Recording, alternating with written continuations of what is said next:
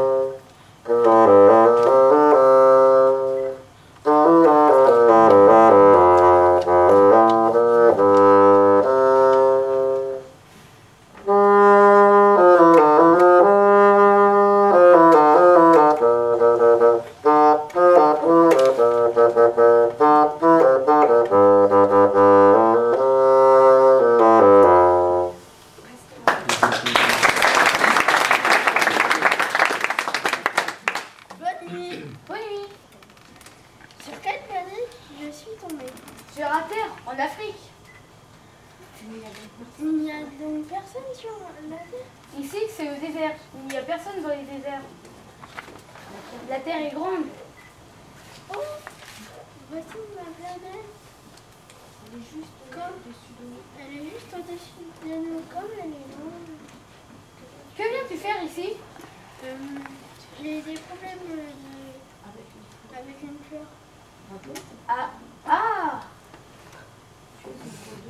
Tu es une drôle de bête. Je suis plus puissant que le doigt d'un roi. Tu n'as même pas dit ça. Celui que je touche, je le rends en terre d'où il est sorti. Mais tu es pur.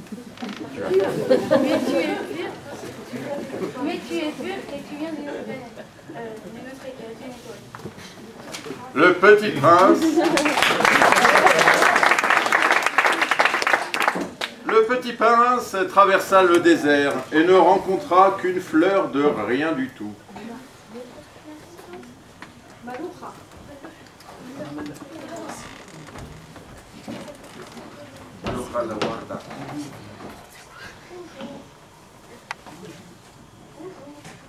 Bonjour. Bonjour. Où sont les hommes? Nous sommes des roses. Non. Où sont les hommes? Où sont les hommes? Où sont nos hommes? Je les ai aperçus. Je les ai aperçus il y a des années, mais on ne sait plus où les trouver. Adieu. Adieu.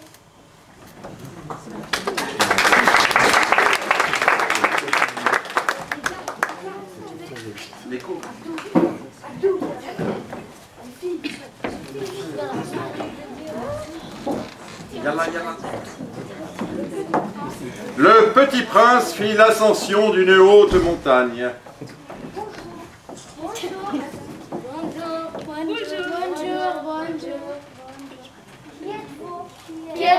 Qui êtes-vous? Soyez mes amis, je suis seule. Je suis seule. Quel drôle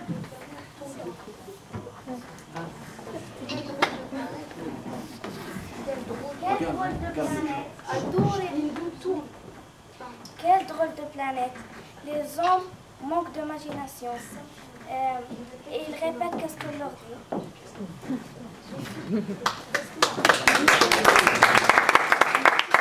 Le petit prince, ayant longtemps marché à travers les sables, les rocs et les neiges, découvrit enfin une route et un jardin fleuri de roses. Bonjour.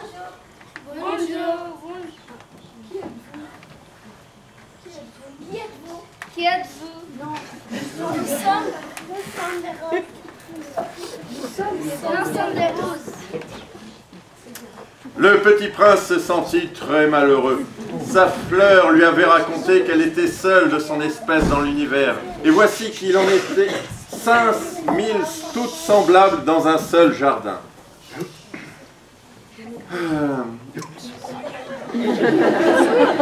Il se croyait riche d'une fleur unique et il ne possède qu'une fleur ordinaire.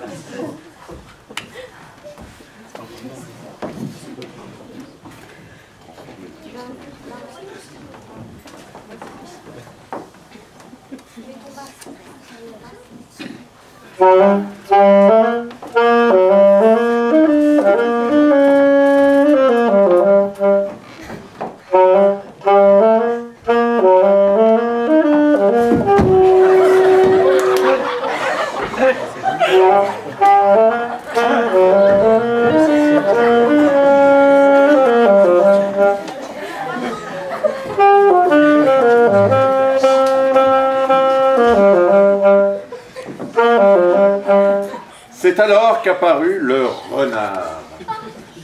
Bonjour.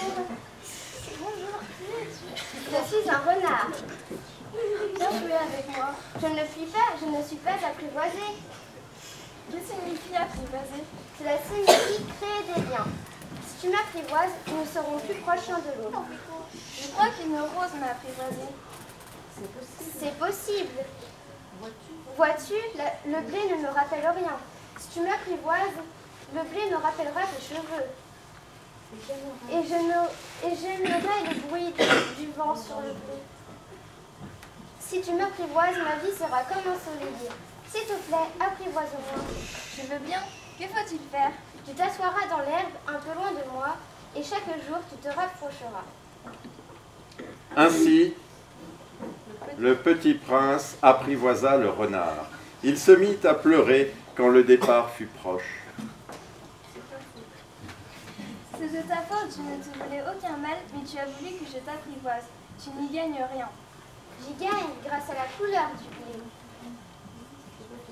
Je vais te confier un secret. On ne voit bien qu'avec le cœur. L'essentiel est invisible aux yeux. C'est le temps que tu as perdu avec ta rose qui la rend si importante. Tu deviens responsable de ce que tu as apprivoisé. Pour toujours. Tu es responsable de ta rose. Je suis responsable de ma rose.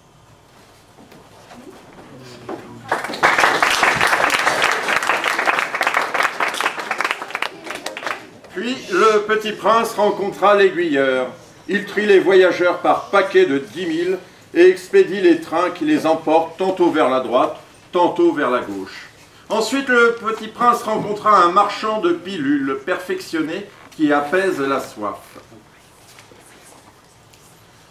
Il en était au 8e jour de la panne, et Saint-Exupéry avait bu sa dernière goutte de sa provision d'eau. Ils sont bien jolis tes souvenirs. Mais si ça continue, on va mourir de soif.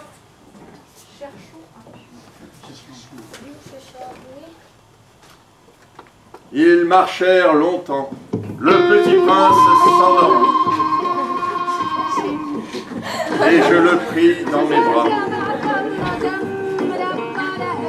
Il était ému Et il se disait, ce que je vois là n'est qu'une écorce. Le plus important est invisible. Ce qui m'émeut, c'est sa fidélité pour une fleur. Et marchant ainsi, Saint-Exupéry découvrit le puits au lever du jour. Le puits qu'ils avaient atteint ne ressemblait pas au puits saharien. Celui-là ressemblait à un puits de village. Mais il n'y avait là aucun village et Saint-Exupéry croyait rêver.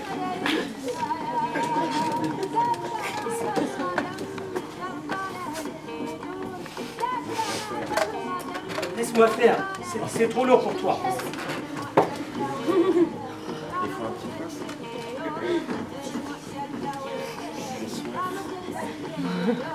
J'ai soif de cette eau-là, donne-moi à boire.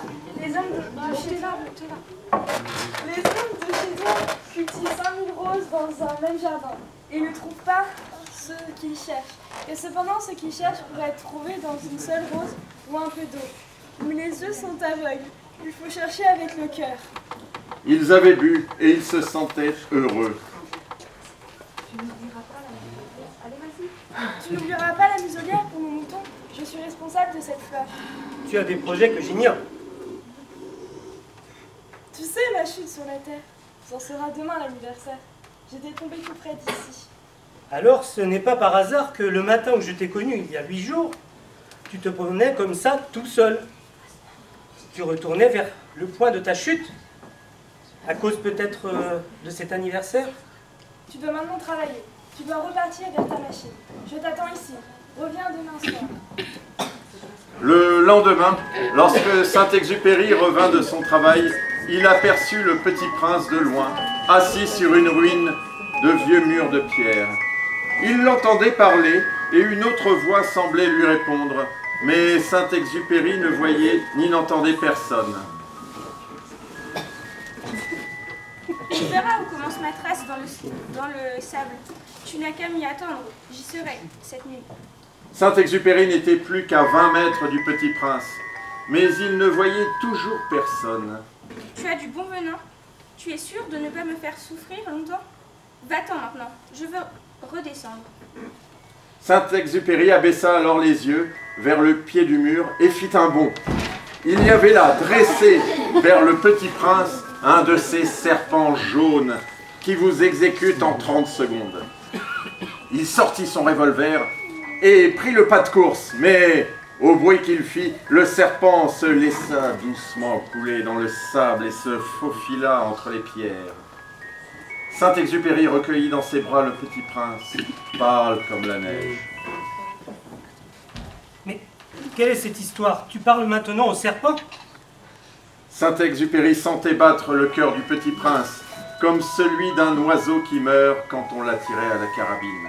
Je suis content que tu aies trouvé ce qui manquait à ta machine. Tu vas pouvoir rentrer chez toi. Moi aussi, aujourd'hui, je rentre chez moi. C'est bien plus loin, bien plus difficile. Petit bonhomme, tu as peur? J'aurais bien plus peur ce soir. Petit bonhomme, je veux encore t'entendre rire. Ce qui est important, ça ne se voit pas. Tu regardes la nuit, les étoiles. La mienne est trop petite.